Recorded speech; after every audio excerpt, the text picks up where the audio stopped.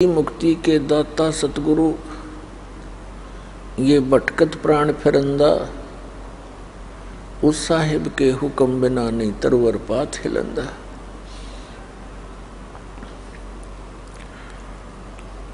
पुण्यात्माओं, इस काल के इंद्रजाल को परमात्मा ने आके स्वयं बताना पड़ा, क्योंकि इस काल भगवान ने यहाँ पर बहुत अज्ञान फैला दिया और दुनिया भर के ये नकली संत तैयार कर दिए जो केवल लोकवेद सुनाते हैं, उनका कोई सदग्रंथ आधार नहीं रहता, जिस कारण से ये प्राणी इन कष्टों को झेलना, जन्म और मृत्यु का ये कष्ट उठाना, इसको एक परंपरा मान चुका है और इसी में संतुष्ट हो चुका है। अधिकतर संतों का भी यही अपना विधान है कि जन्म मृत्यु ये तो होती ही रहेगी। परमेश्वर ने स्वयं आकर हमें जानकारी दी,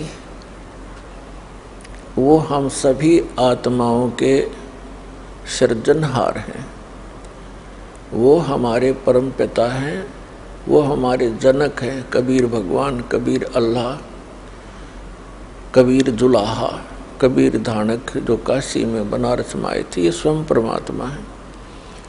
ये परम अक्षर ब्रह्म है, ये सत्य पुरुष है, यही अकाल मूर्त है, यही शब्द स्वरूपी राम है। अब अपने उस निज स्थान की जानकारी परमात्मा ने स्वयं आकर देनी पड़ती है, क्योंकि यहाँ का जो राजा है, यहाँ का जो मालिक है, स्वामी है, ईश है, ये काल है। इसको श्राप लगा हुआ है 1 लाख मानव शरीरधारी प्राणियों के सूक्ष्म शरीर को तपत शिला पर भून कर उससे निकले हुए गंध को खाता है। जीव मरता नहीं, लेकिन वहाँ पीड़ा बहुत होती है जब इसको तपत शिला पर डाला जाता है। तपत शिला एक बहुत बड़ी तई समझ लो, तई तवे होते हैं, बड़ी बड़ी तई होती हैं, भट्टियों पर रखते हैं। ऐसे एक पत्थर की शव अपने आप जल रही है और उसमें इतनी हीट है, इस प्राणी को वहाँ डाला जाता है सूक्ष्म शरीर में, तो ये बहुत बुरी तरह तड़पता है। इस प्राणी ने इस स्थूल शरीर के माध्यम से आजीवन जितने भी विकार किए हैं, जैसे भी दुर्व्यसन किए हैं, चटपटे आहार किए हैं, भोजन फल फ्रूट खाए हैं, इनका एक अंश सूक्ष्म शरीर के ऊपर लिप्त हो जाता है। अब आप देखते हो प्रत्येक प्राणी कोई ना कोई विकार कर ही रहा है। कोई सिगरेट पीता है, कोई भांग पीता है, कोई शराब पीता है। चटपटे आहार करना इस मन का एक स्वभाव है। ये मन उस काल का एजेंट है। काल तो साकार है, तो मन को भी काल ही समझो। और ये वो सब क्रियाएं कराता है जिनकी इसको आवश्यकता है, और साथ में इसका एक और उद्देश्य रहता है कि ये ऐसे कर्म ना कर ले ये प्राणी जिससे इसको पुनः मनुष्य जीवन शीघ्र मिल जावे। काल को भय बना रहता है कि जब इस प्राणी को मनुष्य शरीर होता है तो उस समय ही कोई ऊपर से शक्ति आती है परमात्मा की भेजी हुई, और वो यहाँ सबको ज्ञान देता है। मनुष्य जीवन में होंगे तो ये ज्ञान ग्रहण कर सकेंगे, अन्य पशु पक्षियों की योनि में होंगे तो ये भटकते रहेंगे। फिर मानव शरीर प्राप्त प्राणियों को ये इतना भ्रमित करवा देता है कि जब वो समय आता है उस परमात्मा के यहाँ प्रकट होने का, या अपना कोई दास भेजता है अपना रिप्रेजेंटेटिव बना के, तो उस समय तक ये काल प्रत्येक मानव को अज्ञान से आंट देता है और बकवादों से भर देता है, बुराइयों के इतने आदि बना देता है कि जिस समय परमात्मा का ये समय आता है, मोक्ष टाइम जिसे कहते हैं, मोक्ष समय, तो उस समय तक ये ऐसा कंडम कर देता है इस मानव को, प्राणी को। या तो ये भक्ति चाहता नहीं, अन्य बकवादों में लगा रहता है, राजनीति में, बड़ी पोस्ट प्राप्त करने के लिए स्टडी में, और फिर सारा जीवन जोड़ के एक कोठी और करके 10-20 लाख रुपए बैंक में आप मर जाता है। आप गधा बना फिरता है और बैंक के बैलेंस ने पता नहीं कौन वर्तता है। तो ये चाहता है कि कोई भी प्राणी उस समय भक्ति योग्य ना रहे। अब जो पुण्यात्माएं पिछले जन्म जन्मांतर से परमात्मा की भक्ति करते आ रहे हैं और उनको मनुष्य जीवन भी मिलता आ रहा है, कुछ एक ऐसे नियम हैं, कुछ ऐसी परमात्मा की भक्ति के कुछ अंक होते हैं, उनके कारण एक मानव को 10, 20, 50, 100 भी कंटिन्यूस मनुष्य जीवन मिल सकते हैं। और उन मानव शरीर के अंदर यदि परम संत मिले नहीं तो कोई आंट नहीं सकता। ये पृथ्वी रोज सूर्य उदय हो रहा है, अस्त हो रहा है, और उदय हो रहा है, अस्त हो रहा है, अरबों वर्ष बीत के चलता रहेगा, फिर ठा होगा इसका। तो जब तक इसके पूर्व जन्म की संस्कार इसके साथ रहते हैं प्राणी का, तो इसकी बैटरी चार्ज होती है इन्वर्टर की, समझ लो। इस जीव के पुण्यों के कारण ये भक्ति युक्त रहता है, वो भक्ति संग्रहित होती है इसकी पूर्व जन्म जन्मांतर की। और फिर वो 2 जन्म उसके हो गए, 3 हो गए, 4 हो जाएंगे, 10 हो जाएंगे, 50 हो जाएंगे। और फिर उस मानव जन्म में कभी उसको कोई परम संत ना मिला, फिर से चार्जर लगा नहीं, तो फिर वो 84 लाख योनियों में चला जाएगा। तो वो पुण्यात्माएं जो मानव शरीर से तुरंत आए हैं, वो स्त्री है या पुरुष है, मेल है या फीमेल है, वो परमात्मा की भक्ति के बिना रह नहीं सकते। उनको परमात्मा की एक विशेष कसक बनी ही रहती है, जिसके कारण वो जैसा भी, जिस परंपरा में, जिस भी मजहब धर्म में उसका जन्म होता है, अपनी परंपरागत उन क्रियाओं में भी वो शीघ्रता से लग जाता है। तो काल भगवान ने परमात्मा से कहा था, जब परमेश्वर प्रथम बार इस काल के लोक में आए थे, इसने परमात्मा के साथ, क्योंकि परमेश्वर कबीर जी अपने पुत्र का रूप बना कर आते हैं, कभी ज्ञानी का, कभी सहजदास का, कभी जोगजीत का। तो वो ये सोचता है कि ये मेरे भाइयों में से ही है, क्योंकि काल भी परमात्मा का ही पुत्र है, हम सभी उसी के बच्चे हैं। चाहे कोई चींटी है, हाथी है, शेर है, बगेरा है, गवेरा है, राजा है, रंक है, किसी भी मजहब धर्म में जन्मा है। लेकिन जो बच्चे निकम्मे हो जाते हैं वो तो निकम्मे ही होते हैं, अच्छे बच्चे वो अच्छे ही होते हैं, फिर भी होती संतान ही है। तो इस काल ने परमात्मा को अपना बड़ा भाई जानकर उसके साथ विरोध किया कि तू यहाँ कैसे आ गया जोगजीत, उसको ये भी डर रहता है कि हो सकता है कोई परमात्मा का संदेश लेकर आया हो, कोई आदेश हो। कहा तो आदेश है परमपिता का, पहले मुझे वो सुना और फिर तेरी पिटाई करूँगा मैं, क्योंकि मैंने तेरे से वहाँ प्रार्थना की थी कि मुझे इस लोक सतलोक से निकाल मत। तूने मेरी एक नहीं सुनी थी, मुझे वहाँ से निकाल दिया था। अब तू मेरे लोक में कैसे आ गया? अब मैं तुझे गढ़ूंगा। तब परमात्मा अपने पुत्र जोगजीत के रूप में खड़े थे।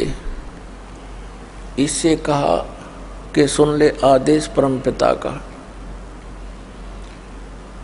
मैं क्या उद्देश्य लेकर आया हूँ? मैं नीचे तेरे संसार में जाऊंगा और परमात्मा की जानकारी कराऊंगा। तूने परमात्मा का नाम और निशान मिटा दिया, तू खुद भगवान बन बैठा नालायक, तने शर्म नहीं आती। इन भोली आत्माओं ने गलती की, तेरे ऊपर आसक्त होकर तेरे साथ आ गए, फिर ऐसी दुर्गति किया करते हैं। कोई गधा बना दिया, कोई गधी बना रखी, कोई कुत्ता, कोई सुअर सुअरी गंद में लेट रहे हैं, क्या खा रहे हैं।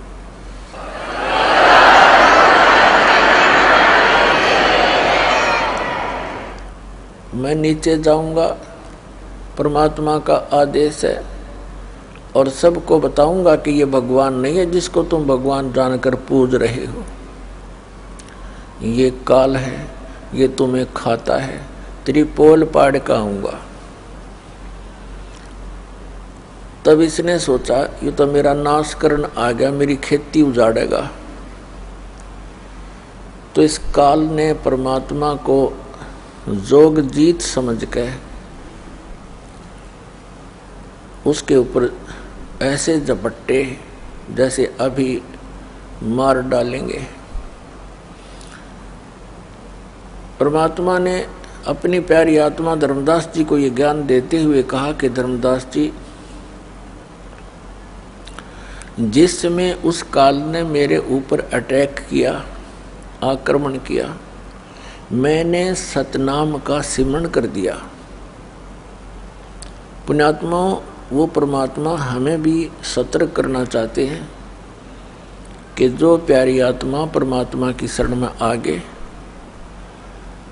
और उनके ऊपर कोई किसी प्रकार की कोई आपत्ति आती है, चाहे कोई दैविक है, चाहे कोई जंतर मंत्र किसी का है, चाहे कोई गाल भी घाल देता है, और आपने उपदेश प्राप्त है तो उस समय अपना श्वास का सिमरण शुरू कर दे। जिसको प्रथम मंत्र प्राप्त है तो प्रथम मंत्र का ही जाप शुरू कर दे, किसी और की आशा नहीं करे कि वो मेरी रक्षा करे। तो परमात्मा ने बताया कि धर्मदास, मैंने सतनाम का सिमरण कर दिया और काल ऐसे कंडम हो गया, ऐसा झटका लगा इसको जैसे पक्षी की पंख कट जाती हैं। पंख उनके कटने के बाद वो जमीन पर पड़ा पड़ा तड़फ रहा होता है, वो ऐसा ही हो जाता है। ऐसी दशा होगी इस ज्योति निरंजन काल की। ये चापलूस है। पहले तो इसने सोचा था कि मैं इसको डरा धमका दूंगा, और फिर इसने पैर पकड़ लिए मेरे आके। कबीर साहब कहते हैं कि इसने नीचे नीचे घिसड़ के और पैर पकड़ के रोने लग गया, कहने लगा, तो मेरा बड़ा भाई, मैं तेरा छोटा भाई। छोटे तो उत्पात किया करते हैं, बड़े तो अक्षमा किया करते हैं। मैं तो आपको पिता के समान मानता हूँ, और आप तो उनके ही भेजे हुए आए हो, आप तो उन्हीं की शक्ति हो, मुझे अक्षमा कर दो। परमात्मा ने कहा, ठीक है, क्षमा कर दिया तुझे। फिर चरण छोड़े नहीं और कहने लगा कि मेरे इस लोक में कुछ त्रुटि है, वो आवश्यकताएं मेरी पूरी कर दो। मैं आपका छोटा भाई हूँ, आप तो समर्थ हैं। बहुत घनी चापलूसी करी इसने। तो परमात्मा ने कहा कि बोल, क्या मांगता भिखारी, तू बोल। तब इसने कहा ऐसे नहीं, वचनबद्ध हो जाओ। परमात्मा ने कहा कबीर जी ने, ठीक है, वचनबद्ध हो गया। तब इसने क्या कहा कि 3 युगों में जीव कम ले जाना। अब क्या कहा था जोगजीत रूप में परमात्मा ने कि मैं सभी जीवों को बताऊंगा कि ये काल है और जो साधनाएं तू करवा रहा है वो तेरे सतर की है, तेरे जाल में फंसे रहने की है। परमात्मा ने मुझे एक ऐसी शक्ति यानी मंत्र दिया है, उस सतनाम के जाप को और सार नाम के जाप को प्राणी को दूंगा, और जिनके पास ये मंत्र होगा उसका तू कुछ बिगाड़ नहीं सकेगा। जैसे उसी मंत्र से मैंने तेरी ये हालत कर दी, और वो मंत्र उन प्राणियों को दूंगा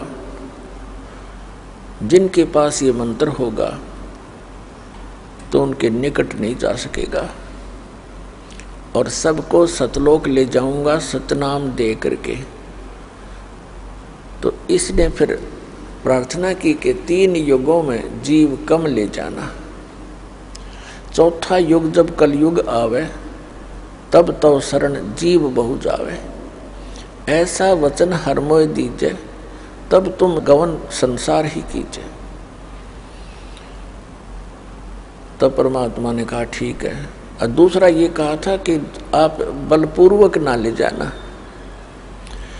आप अपना ज्ञान देना, आपके ज्ञान को जो स्वीकार करे वो आपका हो, आपकी मर्यादा में रहे वो आपका हो, और आपकी मर्यादा में नहीं रहे और हमारे ज्ञान को ग्रहण करे तो वो हमारा ही हो, उसको बलपूर्वक ना ले जाना।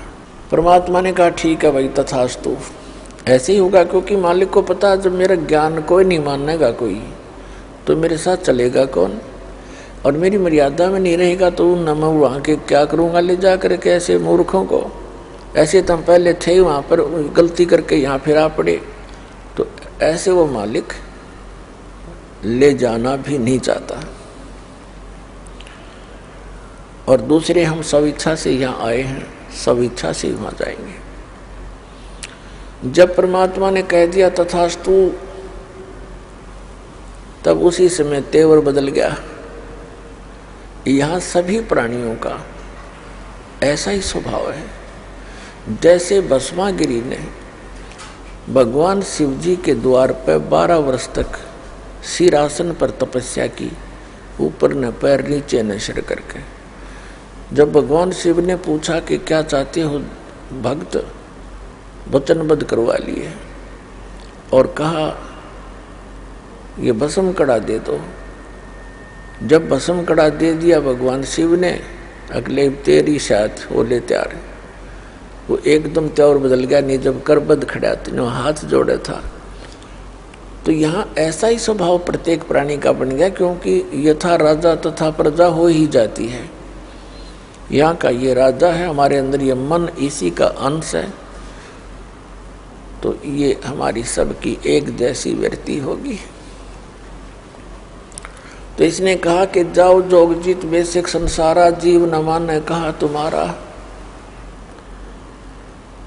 जीव तुम्हारा कहा न माने, हमरी ओढ़ हो बाज बखाने।